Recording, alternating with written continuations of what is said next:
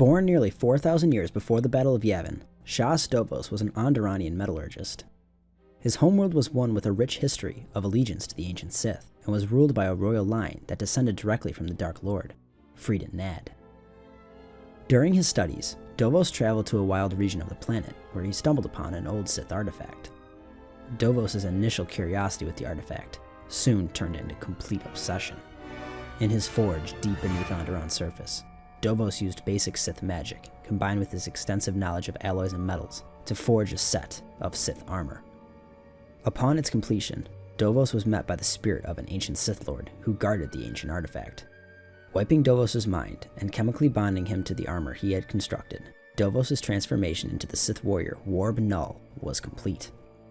Enlisting in the service of the Onderanian King Amin, a powerful Sith sorcerer, Null became his frontline warrior during the Freedon Nad uprising. Null was killed relatively early in the conflict, beheaded by the rising star of the Jedi Order, Ulic Qel-Droma.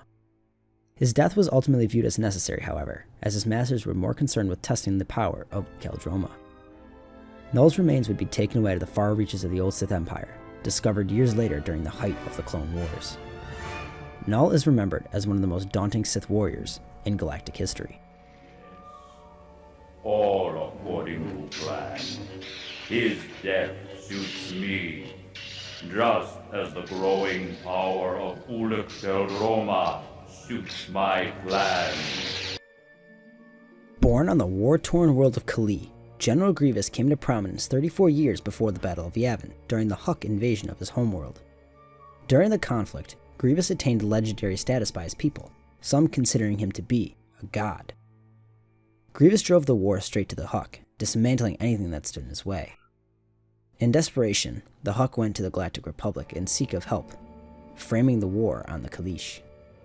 In response, the Republic leveled Kali with economic sanctions and sent in the Jedi to put an end to the conflict. However, the Hux weren't done. They once more attacked Kali, and the General was once more at the front lines. However, in an elaborate scheme by the Banking Clan and Count Dooku, Grievous' ship was shot down, and he was severely injured. Awaking from the crash, Grievous found himself in a Bacta tank and was presented with an offer. In exchange for being rebuilt, he would take up the role of commander of the Confederacy of Independent Systems, allowing him to exact his revenge against the Republic and its Jedi protectors. During the war, Grievous' tactical mind allowed for victory after victory for the CIS, often inflicting heavy casualties to his enemies. Due to his unorthodox physique and martial ability, Grievous was also able to inflict a blow to the Jedi Order, being known as one of the most prolific Jedi killers of all time. At the twilight of the war, Grievous was ambushed by Jedi Master Obi-Wan Kenobi. Although he fought valiantly, the general was eventually defeated. General Grievous is remembered as one of the most hated figures of the Clone War.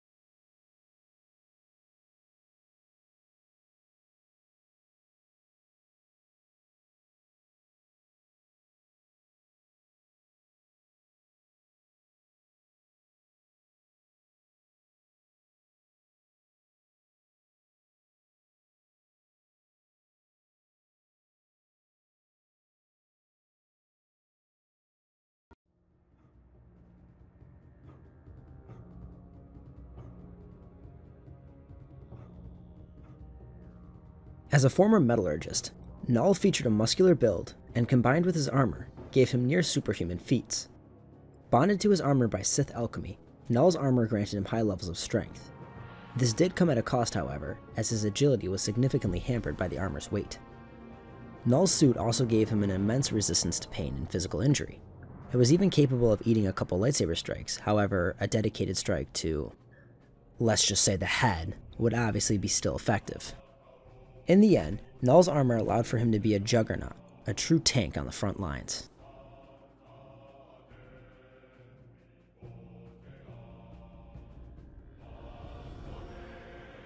General Grievous was originally a male Kaleesh and was in his physical prime.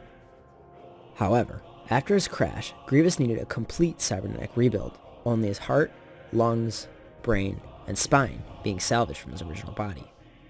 While there were a few adjustments unknown to the General, he had significant input in the construction of his new body. The result was an appearance that instilled fear into his enemies. While favoring humanoid movesets, Grievous's joints were able to move in any direction, allowing for him to possess a moveset that was almost impossible to replicate. His arms were able to split in two, which allowed for him to wield an extra set of lightsabers or other weaponry. His body was constructed from heavy-duty metals and designed for intensive combat. According to Grievous, his body could tank a blast from a starfighter and still be able to function. The armor also allowed for him to shrug off traditional weapons such as blasters and electrostaffs. That being said, he was still vulnerable to lightsaber strikes and has lost his hand and other limbs on multiple occasions. His new body also had a glaring weakness, that being the chest cavity, which contained his few biological organs. This weakness was exploited by Obi-Wan Kenobi and ultimately resulted in the General's death. While it may not be perfect, his new body allowed for him to contend physically with Force wielders. His reflexes were out of this world, enhanced by cybernetic computers and processors, which allowed him to match those of the Jedi. Grievous's speed and strength were also highly advanced. He was able to move faster than the eye could perceive, and he was strong enough to tear metal in two and throw incredibly large objects around with ease.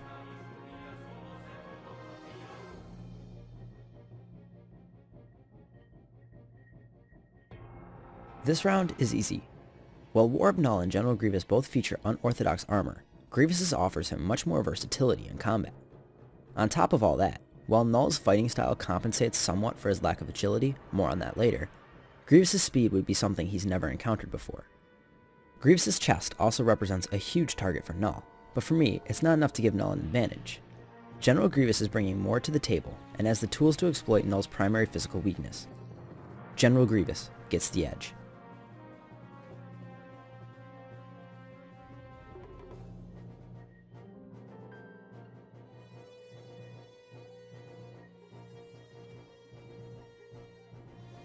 A Sith warrior who committed himself to his martial ability, Warb Null was noted as a skilled combatant.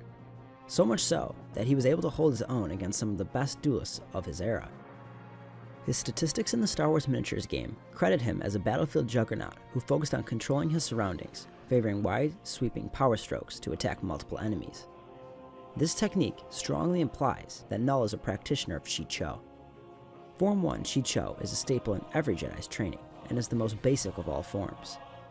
Also known as the Way of the Sarlacc, Shicho uses a variety of wide sweeping strokes and focuses on the body's target zones, the head, shoulders, and knees. Form 1 is raw, wild, and emotionally charged, an ideal form for a dark side practitioner. However, all indications are that Null didn't attack in this wild manner, instead attacking much more calculated and in a controlled approach. Offensively, Null's approach was very similar to that of Darth Vader. His personal style was designed to compensate for his flaws and highlight the perks of his armor. He would use his strength and the armor's sheer weight to slowly and deliberately pound his way through his enemies. His size also helped against multiple adversaries, as his opponents would often hinder each other as they all swarmed him, allowing Null to use their numbers against them. Defensively, he would use his weight and plant himself to the ground, becoming almost an immovable object. Due to the nature of his armor, another defensive tactic of Null's would be allowing himself to shrug off attacks he didn't originally perceive. A primary flaw in Null's style was his hampered agility, which ultimately was his undoing in his fight against Keldroma. And, well, Keldroma kinda walked all over him. But it must be stated that Ulic Keldroma was an incredibly gifted duelist, regarded as one of the best of his era. That being said, I think it's fair to believe Null's primary weakness was against agile speed duelists whose strategy was to dance circles around their opponent. Despite appearing to be nothing more than an immovable tank, certain aspects of his style actually made for an unorthodox fighter. According to Malleus, Null's weapon was designed for the wielder to switch back and forth between two blades in the midst of combat, catching opponents off guard. This suggests that Null employed Trickata in his style. Trickata was built off deception and the retractable blade on the lightsaber.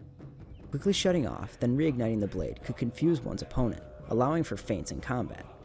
Mixed with Jarkai, Trickata was extremely effective against multiple opponents. Whether Null actually studied Trickata or not, he clearly had a rudimentary understanding of the style. Null approached combat very deliberately but thoughtfully, planning out his actions and always moving forward. He wasn't a perfect duelist, but he knew his limitations. For battle, come to me. Already a cunning and experienced warrior, General Grievous was one of the most deadly combatants during the Clone Wars. Due to his cybernetic reconstruction and Count Dooku's training, Grievous was turned into one of the most prolific Jedi killers of his day, capable of holding his own against some of the best in the Order, including Jedi Council members. Grievous was trained in all 7 forms of traditional lightsaber combat, as well as other less common disciplines. Although he was capable of wielding one saber in combat, the General favored dual wielding, making him an obvious Jarkai specialist. While Grievous's specific style is never stated, there is enough information present where we can build a set of statistics. To start, many of Grievous's opponents could clearly recognize Dooku's influence on the General's style, meaning Makashi was a primary focus. Form 2 Makashi was developed purely for blade-on-blade fencing. It was known for its precision and efficiency, with its elegant and focused blade work. The form was also based on balanced and advanced footwork to outmaneuver opponents. However, Grievous wasn't limited to just this style. Considering Grievous had knowledge of all 7 forms of combat and the way he approached combat, Grievous functioned more as a 9-man specialist.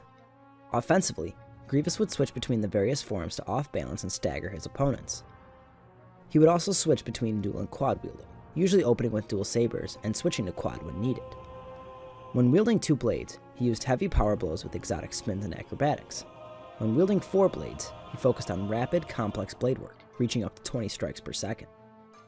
Defensively, Grievous was lacking it just a tad. While he was capable against most opponents, in head-on-head engagements, he struggled against evasive opponents. His offense was his go-to, and if that failed, he was vulnerable to counterattack and even being disarmed. Not to mention, at times Grievous was caught off guard by more unorthodox methods. Tactically, Grievous was very intelligent, and led CIS forces to victory throughout the Clone Wars, which often resulted in heavy Republic losses. In the end, Grievous was an extremely unorthodox fighter, breaking through the defenses of his opponents, whether in a head-on assault or with effective, fatal counterattacks.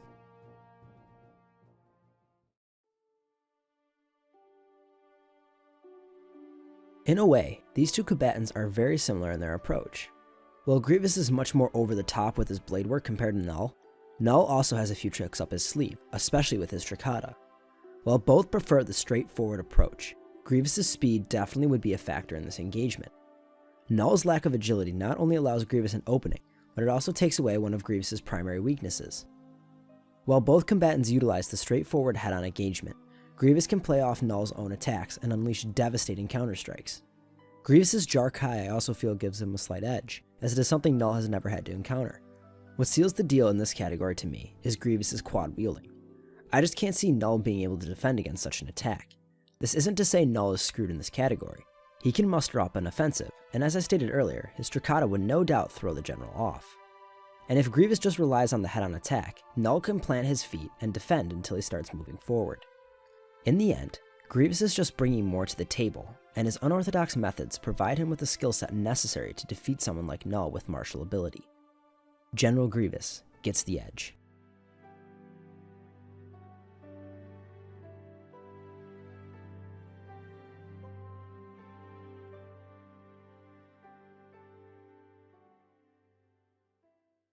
On the surface, Warb Null's lightsaber looks to be a standard, long-handled lightsaber with an elongated blade which provides him with greater reach and leverage.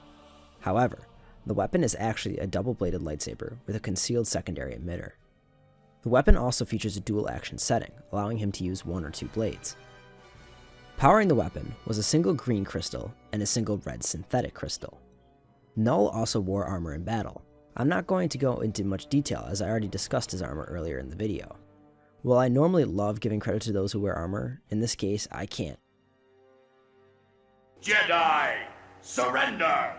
You are nothing next to the might of Warb Null.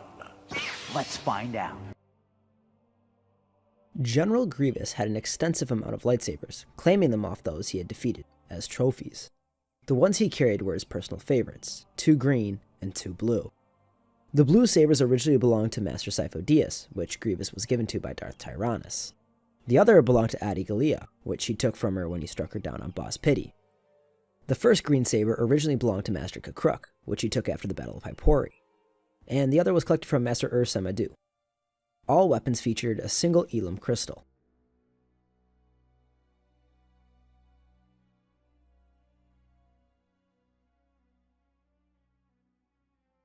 This is easy to determine. While I absolutely love the design of Warb Null's weapon, he still only has one weapon. Grievous, on the other hand, is equipped at all times with at least 4 lightsabers. And while Null does have armor, I've already discussed the flaws in it. General Grievous gets the edge.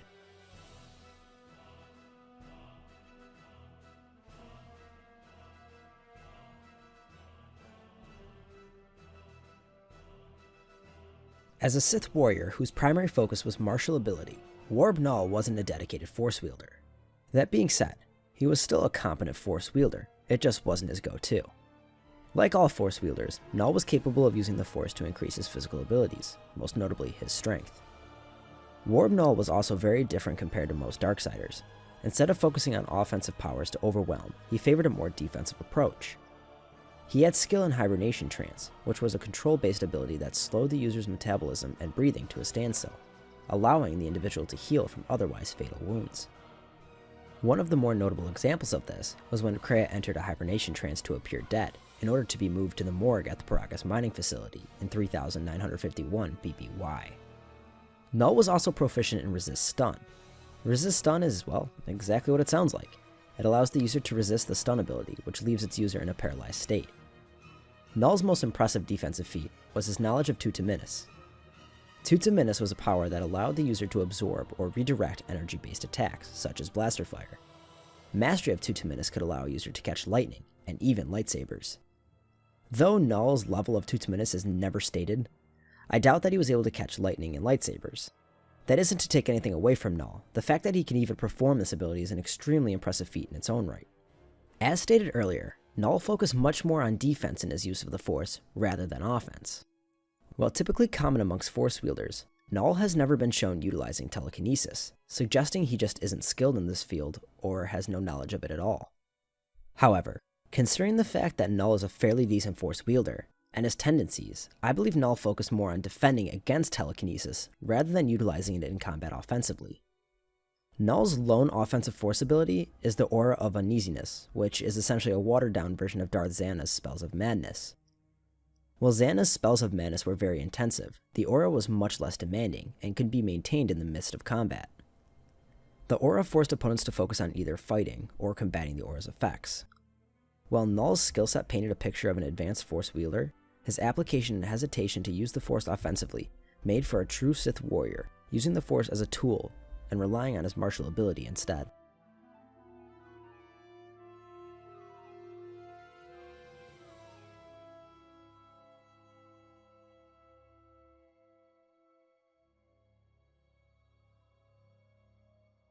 While Grievous may not be able to utilize the Force, his ability to hinder or straight up neutralize his opponent's Force abilities is what allowed for him to contend with high-level Jedi. To do this, Grievous primarily relied on breaking his foe's concentration by utilizing intimidation and psychological warfare.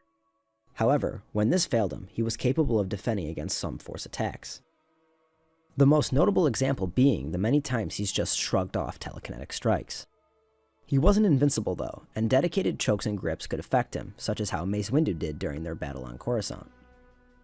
Though Grievous's mental instability and implants made him difficult to influence, he could be influenced by skilled telepaths. That being said, the only Force wielder to ever successfully do this was Darth Sidious. In the end, while he may not be able to use the Force himself, he was more than capable of defending against most of what the Jedi have to offer.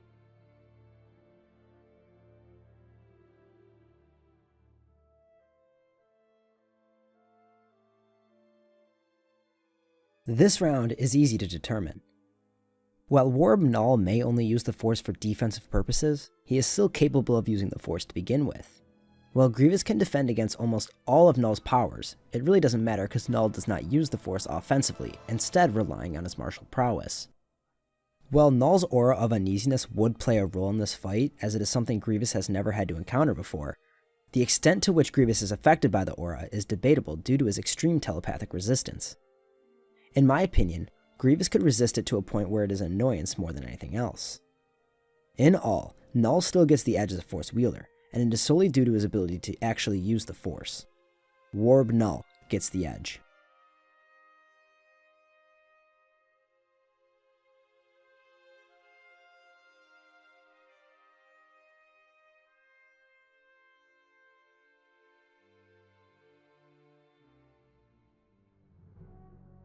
Finally, we've reached the verdict. Let's say the two meet on even grounds in the Forest of Galadran. I say the winner of this fight wins 8 out of 10 times, and will primarily come down to the combatants' martial prowess. Both men would see each other and stare each other down. Grievous would throw taunts, trying to goad Null into something. Null would remain silent, however, not saying a word. After Grievous's taunts were unsuccessful, he would remove his cape and ignite his blades, one green, one blue. Null grabs his, igniting the long green blade. Grievous rushes forward, hammering away at the huge Sith warrior in front of him. Null would defend and remain planted until the towering warrior began to move forward. Slowly but surely, Null would move forward and begin to mount an offensive. Implementing Trikata, he would throw off the general at first. However, after a while, Grievous would begin to use his speed. Using his unorthodox body, Grievous eventually would spot a hole and begin hammering away at his defenses. Spotting a weakness, the general waited for the right time and countered one of Null's attacks, slashing the towering warrior in half, killing him. While I could also see the fight playing out where Null's aura is much more effective, hampering Grievous and resulting in a victory for Null, I can't see it happening enough to grant him the overall victory. What really decides this matchup is the speed and unorthodox style of Grievous. While Null may be able to adapt to the two blades, ultimately, speed kills, and Grievous can outmaneuver his way to a victory here. While his straightforward approach wouldn't work at first, he would begin to use his unorthodox physical body and speed to open a hole and take Null out. I declare General Grievous, the supreme leader of the droid army, the victor.